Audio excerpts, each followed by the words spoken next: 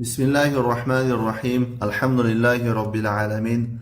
Wassalatu wassalamu ala rasulina Muhammad wa ala alihi wa sahbihi ajma'in. Amma ba'd. Fathul Qawiyil Matin deb nomlangan 50 ta hadisni sharhidan darslarimizni davom ettiramiz. Biz 21-hadisga yetib keldik. Al-hadithul hadi wal 20. An Abi Amr wa qila Abi Amrata Sufyan ibn Abdullah radiyallahu anhu qala qultu ya Rasulullah قل لي في الإسلام قولا لا أسأل عنه أحدا غيرك قال قل آمنت بالله ثم استقم رواه مسلم. 21-hadis Abu Amrdan va yana Abu Amro ham deb aytilgan ekan bu kishini kunyalarida. Sufyan ibn Abdullah radhiyallohu anhu dan rivoyat qilinadi. Aytadilarki, men aytdimki, ey Allohning rasuli, islomda menga bir so'zni ayting. U qanday so'z bo'lsin desa, men mana shu so'z haqida sizdan boshqa birortasidan men so'ramaydigan bir so'zni islomda men uchun ayting deb, demak Sufyan ibn Abdullah aytibdilar. Nabiy sallallohu alayhi vasallam aytdilarki, Allohga iymon keltirdim deb aytgin, so'ngra istiqomatda bo'lgan deb aytdilar. Bu hadisni Imom Muslim rivoyat qildi. Endi mana shu istiqomatda bo'lgan degan nima degani esa, buni ma'nosida ulamolar aytishganki, istiqomatda bo'lgan degani, ya'ni u yerga bu yerga qiyshaymasdan haq yo'lda davom etgan, haq yo'lda yurgan degan ma'noda deb aytishgan. Ya'ni istiqomatda bo'lgan degani har xil noto'g'ri yo'llarga yurib ketmasdan to'g'ri yo'lda yurgan va mana shu to'g'ri yo'lda davomiy bo'lgan degan ma'noda. Endi hadisga izohga kirishyapmiz. Ashabu Rasulillahi sallallohu alayhi vasallam ashaddun nasi hirsan ala ma'rifatid-din va hum asbaqu ila kulli khairin. Rasululloh sallallohu alayhi vasallamning sahobalari dinni bilishlikka insonlar ichida eng harisroqdir. Rasululloh sallallohu alayhi vasallamning sahobalari dinni bilishlikka harislik jihatdan insonlarning eng qattig'i, eng juda ham harislari shular. Va ular barcha yaxshilikka o'zuvchiroq, peshqadamroqdir. Va hada sualu min Sufyan ibn Abdullah radhiyallohu anhu wadihun fi zalik. Mana bu Sufyan ibn Abdullah radhiyallohu anhu tarafdan bo'lgan savol ham mana shu narsada ochiq ravshandir. Mana yuqorida menga bir islomda bir so'z ayting deb turib, ya'ni Nabiy sallallohu alayhi vasallamdan so'rayapti-da, dinni bilishlikka, islomda bir muhim bir so'zlarni, ma'lumotlarni bilishlikka, ilmlarni bilishlikka rag'bati bor ya'ni. Iz sa'ala an-nabiy sallallohu alayhi vasallam hada as-su'al al-'azim alladhi yuridu jawabahu jami'an wadihan. Chunki Sufyan ibn Abdullah Nabiy sallallohu alayhi vasallamdan mana bu ulug' savolni, ulkan savolni so'radi. U shunday savolki, ana shu savolning javobi ravshan va jami' bo'lmoqligini iroda qildi. La yahtaju fihi ila ahadin ba'da Rasulillahi sallallohu alayhi vasallam. Rasululloh sallallohu alayhi vasallamdan keyin mana shu javobda birortasiga muhtoj bo'lmaydigan ravshan, jami' bir mana shu savoliga javobni istadi, ya'ni yuqoridagi Sufyan ibn Abdullah. Ya'ni sizdan keyin birortasidan so'rab yurmay, keyin ya'ni buni ma'nosi nima ekan deb turib, ehtiyojim bo'lmasin boshqasiga. Siz shunday bir javob ayting deb so'radi ya'ni. Ajaban Nabiy sallallohu alayhi vasallam hada as-sahabiyya bi javabin qalilil lafzi wasi'il ma'na. Nabiy sallallohu alayhi vasallam mana bu sahobiyga ma'nosi keng, lafzi oz bir javob bilan javob qaytardilar. Qarasak, Allohga iymon keltirgan deb aytgan, so'ngra istiqomatda bo'lgan deb ikkita jumla bilan javob berib qo'yibdilar. Va huwa min jawami'i kalimihi sallallohu alayhi vasallam. Va u Nabiy sallallohu alayhi vasallamni jami' bo'lgan so'zlardandir. Ya'ni bitta so'z aytadilar, uning ichiga ko'plagan bir ma'nolar, foydalar kiradi. Faqala qul amantu billahi thumma istaqim. Aytdilarki, Allohga iymon keltirdim deb aytgan, so'ngra istiqomatda bo'lgan, ya'ni haq yo'lda yurgan, haq yo'lda davom etgan deb aytdilar. فأمره أن ينطق بلسانه بإيمانه بالله الشامل للإيمان به سبحانه وتعالى وبما جاء عنه في كتابه وسنة رسوله صلى الله عليه وسلم. Nabiy sallallohu alayhi vasallam ana shu sahobiga Alloh taologa iymon keltirishlikni va Alloh haqida, Allohning kitobida kelgan va yoki bo'lmasa Rasululloh sallallohu alayhi vasallamning sunnatida kelgan narsalarga iymon keltirishlikni o'z ichiga oladigan, Allohga iymon keltirishlikni tili bilan nutq qilishlikka ana shu sahobiyni buyurdilar. Ya'ni boshdan aytadigan bo'lsak ma'nosini, Nabiy sallallohu alayhi vasallam ana shu sahobiyga Allohga iymon keltirdim deb tilida nima nutq qilishlikka, aytishlikka buyurdilar.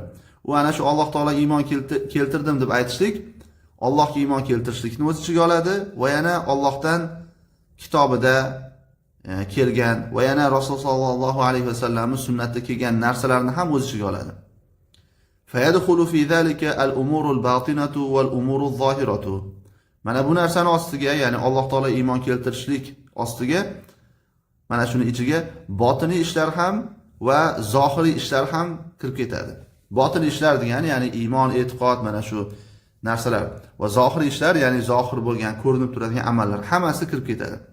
لأن الإيمان والإسلام من الألفاظ التي إذا جمع بينها في الذكر قسم المعنى بينهما وصار للإيمان الأمور الباطنة وللإسلام الأمور الظاهرة. Chunki iymon va islom agar zikrda ikkalovining o'rtasi jamlanadigan bo'lsa, ma'no ikkalovining o'rtasida taqsimlanadigan lafzlardan. Shunda nima bo'lib qoladi desa, ma'no iymon uchun botiniy ishlar va islom uchun bo'lsa zohiriy ishlar bo'ladi. Va idza ufrida ahaduhuma 'anil akhari kama huna shamila al-umura al-batinata waz-zohirata. Agar endi u islom bilan iymon so'zi bir-biridan alohida yakka bo'lib keladigan bo'lsa, ya'ni masalan bir joyda Qur'onda yoki hadisda iymonni o'zi kelsa yoki bo'lmasa islomni o'zi kelsa, xuddi bu yerda kelgandek. Chunki bu yerda ham Allohga iymon keltirdim deb aytgan. Ya'ni bu yerda iymon o'zi zikr qilinyapti. Mana shu holatda nima bo'ladi desa, botiniy ishlarni ham va zohiriy ishlarni ham o'z ichiga oladi. Ya'ni aytmoqchiki, agar iymon va islom bir yerda jamlanib keladigan bo'lsa, buni Jibril hadisda ham o'tdik. Iymon bilan islom bir yerda jamlansa, iymonning ma'nosi e'tiqod, iymon, ya'ni botiniy bo'lgan ishlar nazarda tutiladi. Islomdan bo'lsa, zohiriy, masalan, namoz, ro'za, zakot, haj, shunga o'xshagan ko'rinib turadigan zohiriy amallar nazarda tutiladi. Lekin agar bir yerda islomni o'zi kelsa, mana shularning hammasini o'z ichiga oladigan bir umumiy bir ma'noda keladi. Yoki bo'lmasa iymonni o'zi kelsa ham xuddi shunday. E'tiqod ham va zohiriy amallarni ham hammasini o'z ichiga oladigan umumiy bir ma'noda keladi. وبعد إيمانه ويقينه وثباته أمر بالاستقامة على هذا الحق والهدى والاستمرار على ذلك. aytayaptiki, iymoni va yaqin, aniq ishonchi va sabotidan keyin mana shu haq, hidoyat ustida istiqomatda turishlik, ya'ni to'g'ri turishlik va mana shuni ustida davomiy bo'lishlikka buyurildi. Ya'ni yuqorida Nabiy sallallohu alayhi vasallam iymonga buyurdilar. Iymon degani, ya'ni demak, butun islom dinini o'z ichiga oladi. Chunki bu yerda yolg'iz o'zi kelyapti, iymon kalimasi. Iymon kalimasi yolg'iz o'zi kelsa, islomni umumiy o'z ichiga oladi. Hamma islomdagi e'tiqod amallari bo'lsin, e'tiqod bo'lsin va undan tashqari zohiriy ishlar bo'lsin, hammasini o'z ichiga oladi. Demak, mana shu narsaga, ya'ni islomga to'liq kirgin, iymonni to'liq e'tiqod qilgin va undan tashqari mana shu narsani ustida endi davom etgin degan ma'noda bo'lib qoladi. كما قال الله عز وجل يا أيها الذين آمنوا اتقوا الله حق تقاته ولا تموتن إلا وأنتم مسلمون. Alloh taolo aytganidek, ey iymon keltirganlar, Allohga haqiqiy taqvo qilinglar va musulmon bo'lgan holatinglardagina vafot etinglar. Bu oyatda ham e'tibor bersak, Allohdan haqiqiy taqvo qilishlik buyurilyapti. Ya'ni haqiqiy taqvo qilishlik bo'lsa nima bo'ladi desa, Alloh taolo buyurgan narsalarni bajarishlik va Alloh taolo qaytargan narsalardan mukammal chetlanishlik degan ma'noda. Ya'ni dinga to'la to'kis amal qilishlik degani. Endi musulmon holatinglarda vafot etinglar degani mana shu narsada davom etaveringlar, hattoki mana shu taqvoda bo'lib turgan holatinglarda, islomda, iymonda bo'lib turgan holatinglarda o'lim sizlarga kelsin degani. Xuddi yuqorida iymon keltirdim deb aytgin, so'ngra istiqomatda bo'lgin, ya'ni mana shu iymoningda davom etgin. Bu yoqqa o'ngga chapga burilmagin degan ma'noda. Ya'ni yuqoridagi hadis bilan mana shu oyatning ma'nosi bir-biriga o'xshash. Aydumu ala ta'atillahi va ta'ati rasulihi hatta idza wafakumul ajalu. Ya'ni bu oyatning ma'nosini aytayaptiki, ya'ni Allohga toatda va Rasuli sallallohu alayhi vasallamga toatda, itoatda davomiy bo'linglar. Hatta idza wafakumul ajalu. To shu agar sizlarga ajal kelgan vaqtida, o'lim tashrif buyurgan vaqtida yuwafikum va antum ala halin hasanatin. Toki sizlarga qachonki mana shu ajal sizlarga tashrif buyurgan vaqtda sizlarga mana shu ajal sizlar go'zal bir holatda bo'lib turgan holatinglarda nima qiladi? Ana shu ajal sizlarga keladi. وقد بين الله عز وجل في كتابه ثواب من آمن واستقام. Va dar haqiqat Alloh taolo o'zining kitobida iymon keltirib va istiqomatda bo'lgan kishining mukofotini bayon qilib berdi. Faqala, aytdiki Alloh taolo: "Innal ladina qalu robbuna Allohu thumma istaqamu tatanazzalu alayhimul malaikatu alla takhafu va la tahzanu va abshiru bil jannati allati kuntum tu'adun." Alloh taolo aytadiki, albatta Robbim Alloh deb aytib, so'ngra istiqomatda bo'lgan kishilar, ana shularga farishtalar o'lim holatida, ya'ni jon chiqar vaqtida tushishadi. Nima deb turib tushishadi desa, qo'rqmanglar va mahzun bo'lmanglar.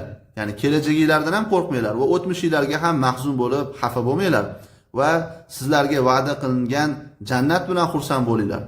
Ya'ni qo'rqib, ya'ni kelajakda nima bo'larkin, azobga duchor bo'lmasmikinman yoki o'tmishdagi qilgan ishlarimga qanday bo'larkin deb mahzun bo'lib o'tirmanglar, balki xursand bo'linglar deb nima qiladi?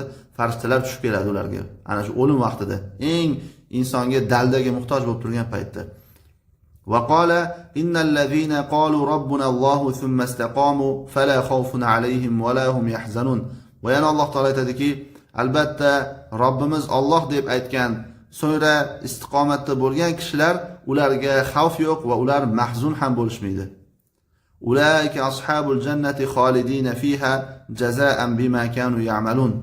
Ana o'shalar jannat egalaridir va mana shu jannatda abadiy qolishadi. Bu jannat nimaga deysa, ular qilib o'tgan narsaga, amallarga mukofot bo'lishi uchun. Mimma yustafadu min al-hadith. Hadisdan foyda qilib olinadigan narsalardan birinchisi hirsus sahabati ala su'ali an umuri dinihim. Sahobalar din ishlari haqida so'rashlikka haris bo'lganliklari. Ya'ni bilmadimi, dinini so'rab, surishtirib o'rganishgan. Ikkinchidan husnus su'ali min Sufyan ibn Abdullah ad-dallu ala kamali aqlihi va raghbatihi fil wasiyyati al-jami'ati. Ikkinchisi hadisdan olinadigan foyda. Sufyan ibn Abdullohni aqli komil ekanligi va u kishi jami' bir vasiyatga, rag'batiga dalolat qiladigan Sufyan ibn Abdulloh tarafidan savolni go'zal ekanligi. Demak, ikkinchi foyda nima bo'ldi desa, Sufyan ibn Abdulloh tarafidan bo'lgan go'zal savol. U shunday savolki, bu savol Sufyan ibn Abdullohni aqli komil ekanligiga dalolat qiladi va u kishini jami' bo'lgan ko'p bir ma'nolarni o'z ichiga oladigan bir vasiyatga rag'bati bor ekanligiga dalolat qiladi. Uchinchisi al-imanu billahi va bima jaa fi kitabihi va sunnati rasulih sallallohu alayhi vasallam. Yana hadisdan chiqadigan foydalar: Allohga iymon keltirishlik va Alloh taoloning kitobida va Rasululloh sallallohu alayhi vasallamning sunnatida kelgan narsalarga iymon keltirishlik. Chunki Allohga iymon keltirishlik iymonning qolgan hammasiga asos deb o'tdik buni. Buning ichiga butun dindagi hamma narsalarga iymon keltirishlik kirib ketadi. To'rtinchisi mulazamatul istiqomati alal haqqi wal huda hatta bulughil ajali. To'rtinchi foyda haq va hidoyat ustida istiqomatda turishlik, to'g'ri turishlikdan ajralmaslik. Mulazama degani ajralmaslik, lozim tutishlik degani. Ya'ni haq va hidoyat ustida to'g'ri turishlikda, istiqomatda bo'lishlikdan ajralmaslik, mana shu narsani lozim tutishlik, hatto ajalga yetgungacha. Inson o'lgungacha, ya'ni hidoyat va haq ustida istiqomatda bo'lishlikdan ajralmasligi lozimligi demak o'tildi. Endi keyingi hadis, al-hadithu thani wal 20, 22-chi hadis. An Abi Abdullah Jabir ibn Abdullah al-Ansari radiyallohu anhuma anna rajulan sa'ala Rasulullah sallallohu alayhi wasallam faqala أرأيت إذا صليت المكتوبات وصمت رمضان وأحللت الحلال وحرمت الحرام ولم أزد على ذلك شيئا أدخل الجنة باشقى نسخة لرده أدخل الجنة دبكلرده قال نعم رواه مسلم ومعنى حرمت الحرام اجتنبته ومعنى أحللت الحلال فعلته معتقدا حله. 22 hadis Abu Abdullah Jabir ibn Abdullah Ansari radhiyallohu anhu dan rivoyat qilinadi. Bir kishi Rasululloh sallallohu alayhi vasallamdan so'radi. Aytdiki, aroayta degani, ya'ni menga xabar beringchi, aytingchi degani. menga xabar beringchi, agar men farz namozlarni o'qisam va Ramazon ro'zasini tutsam va halolni halol desam va haromni harom desam va mana shunga biror narsani ziyoda qilmasam, jannatga kiramanmi? Nabiy sallallohu alayhi vasallam ha deb javob berdilar. Bu hadisni Imom Muslim rivoyat qildi.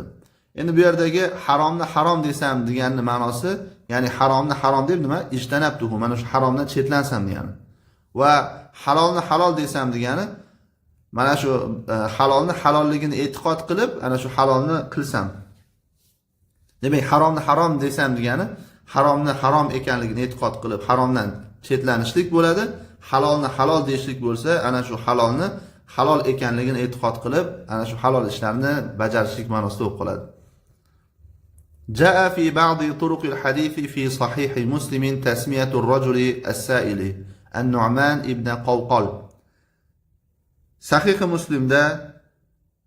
Muslimdagi hadisni ba'zi yo'llarida mana shu so'rovchi kishini Nu'man ibn Qawqal deb turib nomlanishi ham kelgan ekan. Demak, yuqorida bir kishi so'radi deb aytilyapti-ku. Ana shu kishi kim ekanligini nomi ham demak Imom Muslimning sahihlarida hadisni ba'zi yo'llarida kelgan ekan. Demak, ismi mana shu so'rovchini Nu'man ibn Qawqal. Qawlu as-sa'ili ara'ayta ma'nahu akhbirni idha fa'altu hadhihi al-umura adkhulu al-jannata. Shu yerda o'zi adkhulul jannata deb kelardi odatda. Balki bu ana shu hamza istifhomsiz ham kelgan biror nusxalar bo'lishi mumkin, lekin odatda adkhulul jannata deb kelardi. Demak, so'rovchining so'zi. Ara'ayta degani buni ma'nosi menga xabar bering degani. Agar mana shu ishlarni bajarsam jannatga kiramanmi? Al-umuru allati sa'ala an dukhulihi al-jannati idha fa'alaha as-salatu was-siyamu wa ihlalul halali wa tahrimul haram. Agar bajarsa jannatga kirishligi haqida so'ragan ishlari namoz, roza, halolni halol deyish va haromni harom deyishlikdir.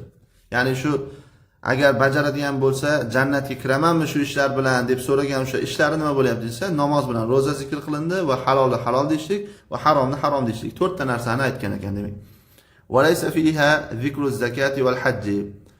Unda mana shu so'ragan ishlarida zakot va hajni zikri yo'q. Ya'ni haj bilan zakotni aytgani yo'q. Fa yahtamilu anna al-hajj lam yuzkar li'annahu lam yakun qad furida. Ehtimol aytayaptiki, haj zikr qilinmaganligi, haj zikr qilinmadi chunki u farz qilinmagan bo'lishi mumkin. Ya'ni hali haj farz qilinmagan bo'lganligi uchun shuning uchun hajni zikr qilinmaganligi ehtimoli bor deb aytadi. Wa lam tuzkar az-zakatu li ihtimali an yakuna faqiran laysa 'indahu malun yuzakka. Va yana zakot ham zikr qilinmadi. Nimaga desa, u faqir bo'lib, unda zakot beriladigan mol yo'q bo'lishligi ehtimoli bo'lganligi uchun. Ya'ni zakot beradigan boyvachcha bo'lmasligi, balki faqir bo'lgan bo'lishlik ehtimoli bor. Shuning uchun o'zini holatidan kelib chiqib aytganda, va yahtamilu an takuna az-zakatu wal hajju dakhilayn tahta ihlalil halali va tahrimil harom. Bu yuqoridagi birinchi ehtimol. Ya'ni birinchi ehtimol nima bo'ldi? Hajni bu yuqoridagi sahobiy zikr qilmadi, chunki u hali haj farz qilinmagan bo'lishi mumkin. Va zakotni zikr qilmadi. Nimaga deyilsa, chunki faqir kishi bo'lishi mumkin. Zakot beradigan emas, balki zakot oladigan kishi bo'lishi mumkin. Endi bu birinchi ehtimol. Ikkinchi ehtimol bo'ladiki, zakot va haj halolni halol deyish va haromni harom deyishlik ostiga kirib ketishlik ehtimoli bo'lgani uchun. Ya'ni halolni halol deyishlik, haromni harom deyishlikning ostiga haj bilan zakot kirib ketadi degan ehtimol ham bor deb aytayapti. Ikki xil ehtimol bilan tushunsak bo'ladi hadis ma'nosini. Muhimi demak, agar insonda zakot farz qilingan, ya'ni zakotda moli nisobga yetadigan holat bo'lsa, ya'ni zakot ahlidan bo'ladigan bo'lsa, unda zakotni berishlik kerak. Bu yerda Nabiy sallallohu alayhi vasallam ha deb javob berdilar, jannatga kirasan deb. Lekin agar zakot ahlidan bo'lsa yoki bo'lmasa haj qilishlik, haj unga farz bo'lgan kishilardan bo'lsa, hajni albatta qilishlik kerak. Bo'lmasam unga qattiq va'idlarga, Qur'on va sunnatda kelgan va'idlarga, tahdidlarga ko'ndalang bo'ladi, u kishi ro'baro bo'ladi. Chunki qattiq gunohkor bo'ladi. Islomni rukunlaridan ikkitasini qilmagan bo'ladi. Fil hadisi zikrul qiyam bil vajibat va laysa fihi zikrul mustahabbat. Bu hadisda vojib ishlarni bajarishlik zikr bor. Unda mustahablarning zikri yo'q. Faqatgina shu o'zimga buyurilgan vojiblarni, farzlarni qilsam va haromlardan chetlansam degan narsani o'zi borda hadisda. Wa man kana kadhalika fa huwa al-muqtasid fi qawlihi ta'ala. ثم أورثنا الكتاب الذين اصطفينا من عبادنا فمنهم ظالم لنفسه ومنهم مقتصد ومنهم سابق بالخيرات بإذن الله. Kimki mana shunday bo'lsa, ya'ni faqat shu farz ishlarni qilib, mustahablarni qilmasa-da, faqat farzlar o'ziga cheklanib turib va harom ishlardan chetlanib yuradigan bo'lsa, ya'ni ortiqcha ko'p amallar qilmaydigan bo'lsa, faqat asosiy farzlarni qilib, haromlardan chetlanib yuradigan holatda bo'lsa, u muqtasid deb aytiladi. Ya'ni o'rta hol odam deb aytiladi. Alloh taolaning ushbu so'zdagi. Alloh taolo aytadiki, so'ngra biz kitobni bandalarimizdan o'zimiz ixtiyor qilib olgan kishilarga berdik. Avratna degani a'toyna ma'nosida. So'ngra biz kitobni bandalarimiz ichida o'zimiz tanlab olgan, ixtiyor qilib olgan kishilarga nima qildik? Berdik shuni. Ana shularni kitobga voris qildik. Faminhum zolimun li nafsihi. Ana shu endi tanlangan kishilarimiz ichida o'zini nafsiga zulm qiladiganlari bor va ularning ichida muqtasid, o'rtachalari bor. Ya'ni faqat nima vojibotlarni bajaradi, haromlardan chetlanadi. Va ularning ichida Allohning izni bilan yaxshiliklarga shoshuvchi, yaxshiliklarga peshqadam bo'lguvchilari ham bor. Wa fi'lul vajibati wa tarkul muharramat sababun fi dukhulil jannati. Demak, aytayaptiki, vojiblarni, farzlarni qilishlik va harom qilingan ishlarni tark qilishlik bu jannatga kirishlikka sabab. Ya'ni inson vojiblarni qilib, farzlarni qilib, harom ishlardan uzoq bo'ladigan bo'lsa, jannatga kirishligiga kifoya qiladi. Lakinnal ityana bin nawafil ma'al fara'id yukammalu biha al fara'id idza lam yakun atammaha. Lekin farzlar bilan birgalikda nafillarni ham bajarishlik, agar mana shu farzlarni tamomiy qilmagan bo'lsa, farzlar mana shu nafillar bilan nima qilinadi? Komil qilinadi. Va jaa bi zalika hadithun sahihun an Rasulilloh sallallohu alayhi vasallam. Mana shu narsa bilan Rasululloh sallallohu alayhi vasallamdan sahih hadis ham kelgan. Ya'ni insonda agar farz amallarida noqisliklar, nuqsonlar bo'ladigan bo'lsa, ana shu nafil ibodatlari, mustahab, sunnatlari bilan nima qilinadi? Mana shu farzlari to'ldiriladi, komil qilinadi. Bu borada demak sahih hadis kelgan. Bu hadisni Abu Dovud va Termiziy va Ibn Mojalar rivoyat qilgan. Shuning uchun nima qilishlik kerak? Baribir inson o'ziga kafolat bera olmaydi. Ya'ni men farz hammasini mukammal qildim va harom ishlardan mukammal chetlandim deb turib o'ziga kafolat bera olmaydi. Shuning uchun nima qilishlik kerak desa, ana shu farzlarini to'ldirishlik uchun nafillarni ham qilishlik kerak, sunnatlarni ham qilishlik kerak va haromdan chetlanishligini yana ham komil qilishlik uchun makruh amallardan ham chetlanishlik kerak. Yoki bo'lmasa afzal bo'lmagan, ortiqcha, behuda bo'lgan ishlardan ham chetlanishlik kerak. Ana shunda harom ishlardan chetlanishligi yana ham mukammal bo'ladi. Qo'rg'oni nima bo'ladi? Yana ham kuchli bo'ladi. Va aydan fan-nawafilu hiya kasiyaj lil fara'id. Va yana nafillar ular farzlar uchun to'siqlar kabi. Ya'ni xuddi farzlarni to'sib turadigan, farzlarni nima himoya qilib turadigan siyaj degani, ya'ni to'siq devor kabi. ومن كان محافظا عليها كان أشد محافظة على الفرائض. Kimki mana shu nafillarni muhofaza qiluvchi bo'lsa, ya'ni nafillarni o'z vaqtida bajarib, saqlab, muhofaza qilib yuradigan bo'lsa, farzlarga u muhofaza jihatdan yana ham nima bo'ladi? Qattiqroq bo'ladi. Ya'ni nafilgaki qattiq tursa, farzga batariqa avlo qattiq bo'ladi. ومن تساهل بها قد يجره ذلك إلى الإخلال بالفرائض. Va kimki mana shu nafillarga yengil qarasa, suskashlik qiladigan bo'lsa, bu ko'pincha ana shu narsa, ya'ni nafillarga, sunnatlarga suskashlik qilishligi, be'tiborlik bo'lishligi, ana shu odamni farzlarini buzishlikka nima qiladi? Olib borib qo'yadi. Ya'ni farzlarda ham nima qiladi? Noqisliklarga, farzlarda ham bir komil bajarmaslikka yeteklab qo'yishligi mumkin. Shuning uchun albatta baribir farzlarni to'la to'kis bajarishlik kerak. Mimma yustafadu minal hadisi. Hadisdan foyda qilib olinadigan narsalardan. Endi o'zi aslida yuqorida masalan bir kishi aytishi mumkin, Nabiy sallallohu alayhi vasallam ha jannatga kirasan deb aytdilar-ku deb. To'g'ri, yuqorida aytildiki, vojiblarni to'liq bajarsa, farzlarni to'liq bajarsa va haromlardan mukammal chetlanadigan bo'lsa, albatta jannatga kirishiga kifoya. Chunki sunnat ishlar unga farz emas, ya'ni qat'iyan buyurilmagan, balki sunnatlar, mustahablar ana shuni qilishlikka shariat tarafdan Qur'on sunnatda targ'ib kelgan. Makruh amallardan chetlanishlik ham bu qat'iyan qaytarilmagan, balki ana shu makruh amallardan chetlanishlikka nima qilingan, targ'ib qilingan. Va undan tashqari sahobiylardan maqtalganlarini holatini qaraydigan bo'lsak, ular faqatgina farzlarga cheklanishmagan, balki mustahablarni ham qilishgan va makruh ishlardan ham va behuda ishlardan ham, lag'u ishlardan ham nima qilishgan, uzoq bo'lishgan. Inson masalan dunyoviy ishlarida o'zini faqatgina qornini to'yadigan darajada, qornini to'yg'izadigan darajadagi miqdorga, pulga nima qilmaydi, chetlanmaydi, kifoyalanmaydi, balki yana ham pulini ko'paytirishga harakat qiladi. Bo'lmasa dunyoda necha yil yashashi mumkin? 20 yil, 30 yil, 50 yil, 60 yil ja borsa mana 100 yil yashashi mumkin. Lekin mana shu ozgina yashaydigan hayotida hayotini mukammal qilishlikka, yana ham to'la to'kis qilib, ziynatli qilishlikka harakat qiladi. Endi abadul abad yashaydigan diyori bo'lmish oxiratga undan ham ko'ra harakat qilishlik kerak bo'ladi. O'ziga eng past daraja bilan rozi bo'lmaslik kerak. Mimma yustafadu minal hadis. Hadisdan foyda qilib olinadigan narsalardan birinchisi hirsus sahabati ala ma'rifatil a'mal allati tudkhilul jannata. Birinchisi, demak, foydalardan. Sahobalar jannatga kirgizadigan amallarni bilishlikka haris ekanliklari. Ya'ni ular jannatga qanday amallar ularni kirgizishligini bilmoqlikka ular harisdir, ya'ni qattiq qiziqishi bor. Ikkinchisi, annal a'mala sababun fi dukhulil janna. Amallar jannatga kirishlikka sababdir. Ya'ni ba'zilar Alloh taolaning rahmati bilan jannatga kiramiz degan narsa yoki bo'lmasa qalbing toza bo'ldi degan narsalar bilan o'zini o'zi aldab yuradi. Balki mana hozir hadisda kelayotgandek va undan boshqa hadislarda kelgani kabi jannatga kirishlik uchun albatta amallarni qilishlik kerak. Uchinchisi, bayanu ahamiyati salavatil khamsi. 5 vaqt namozni ahamiyatini bayoni keldi hadisda. Va qad jaa fil hadis annaha amudul islam. Va hadisda kelganki, ana shu namoz islomni ustuni ekanligi.